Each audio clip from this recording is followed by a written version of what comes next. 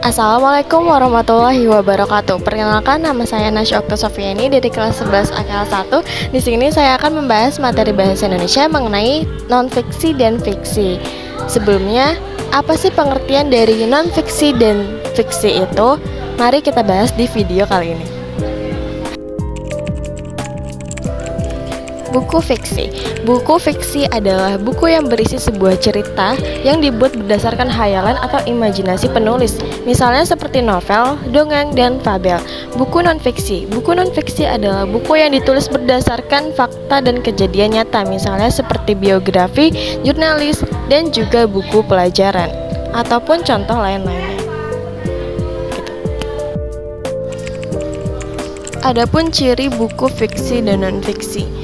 Yang pertama, buku fiksi yaitu bersifat imajinatif. Yang kedua, bahasanya yang konotatif, penggunaan kata tak baku. Kemudian, buku non-fiksi menggunakan bahasa baku, bersifat informatif, dan ditulis berdasarkan fakta.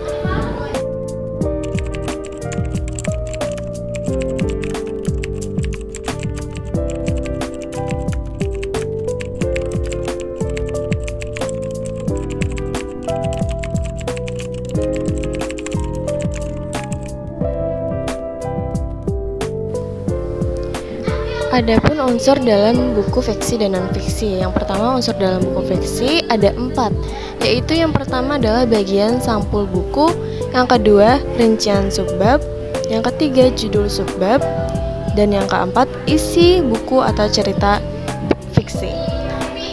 Bagian isi atau cerita dibangun oleh unsur intrinsik dan unsur ekstrinsik. Unsur intrinsik cerita berisikan tema atau ide cerita, yang kedua alur atau jalan cerita, dan yang ketiga latar atau keterangan tempat, waktu, dan peristiwa.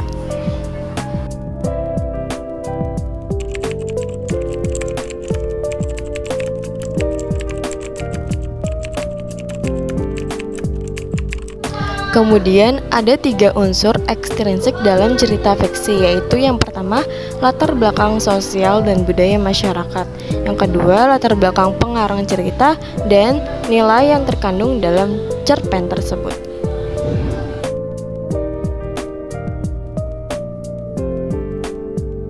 Kemudian ada unsur buku non-fiksi. Yang pertama adalah cover buku.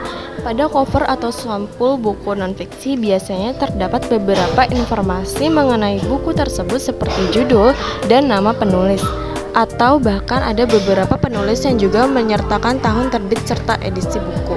Yang kedua ada rincian subbab buku. Rincian subbab buku biasanya berisi gambaran umum dari subbab yang bersangkutan. Tujuannya supaya para pembaca bisa lebih mudah memahami dasar-dasar informasi yang ada dalam buku tersebut. Yang ketiga ada judul subbab buku. Judul subbab buku biasanya terletak di halaman daftar isi pada buku non-fiksi, sehingga pembaca bisa lebih cepat dan lebih mudah untuk menemukan bagian yang ingin dicari. Yang keempat ada isi buku. Bagian ini akan menjelaskan secara rinci mengenai isi keseluruhan buku tersebut.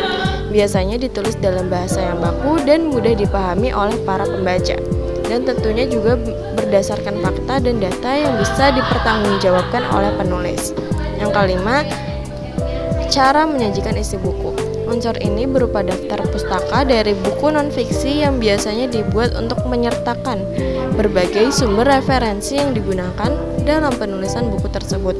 Yang keenam, ada bahasa yang digunakan. Bahasa yang digunakan dalam penulisan buku non-fiksi biasanya adalah bahasa yang sesuai dengan KBBI. Dan jika ada kata serapan dari bahasa asing, penulis akan mencantumkannya di bahan glosarium supaya pembaca bisa mencari tahu arti katanya. Selain itu, buku non-fiksi juga harus menggunakan bahasa yang lugas dan tidak bertele-tele, sehingga informasi yang disampaikan bisa diterima dengan baik oleh para pembaca. Dan yang terakhir adalah sistematika penulisan. Buku non-fiksi harus ditulis secara sistematis dan struktur dengan baik dan runtut, sehingga tidak acak-acakan dan membingungkan para pembaca. Jadi, kesimpulan yang kita dapat dari pembahasan tadi ialah buku fiksi ditulis berdasarkan imajinasi sehingga isi dari jenis buku ini lebih banyak berupa cerita yang menghibur dan membangkitkan emosi. Sementara itu, buku non-fiksi adalah buku yang ditulis berdasarkan kenyataan. Sekian itu saja yang dapat saya sampaikan, kurang lebihnya mohon maaf. Wassalamualaikum warahmatullahi wabarakatuh.